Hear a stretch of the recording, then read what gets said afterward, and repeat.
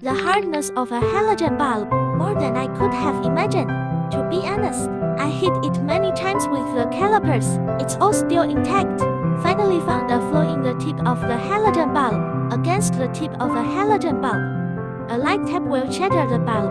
I wanted to keep the light structure inside. After a knot like this, all that's left is a tungsten structure. This tungsten wire is its light source. In this video, I'm going to share that with you, how to choose to change halogen bulb into LED. We use calipers to measure the width of the halogen light center of the original car, and what our headlights are all about is, the light that comes from this central store is refracted into each piece of the headlight ball, and then concentrate the light to create an effect that we finally see. We learned how light patterns work, so we are going to follow the principle that we learned. Pick out a good LED bulb. First, the light source. The light is then projected onto the reflective ball, and then it's reflected, and the final effect that we see when we modify the LED bulb.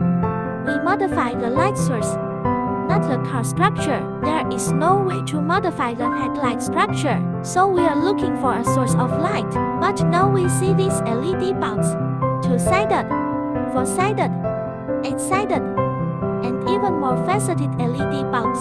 It always has a copper column or heat sink in the middle. We call these copper columns or heat sinks a substrate.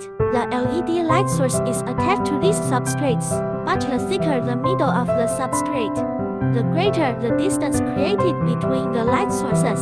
There's no way to create a filament effect. So in a way, the thinner the substrate, the closer the two sources, to get closer to, but never to, the effect of a light source, thus closer to the effect of a source of light, more like the original car glow effect. LED light bulb manufacturers understand this principle, but few people to make ultra-thin LED. Although the ultra-thin technical requirements are not particularly high, but the power cannot be too large. Can only say that at most can reach more than 31 watts of power.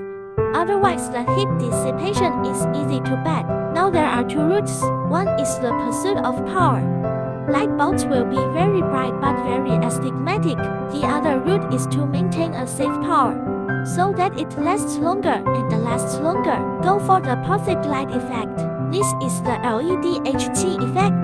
Now we put in the original halogen bulb. If you shine it on the wall, there's a very clear cutoff line. This is the bulb from the original car. Retrofitted LED bulbs do not achieve this effect, because there is always a substrate in the middle of it. If you like my video, be sure to give me a follow and contact me.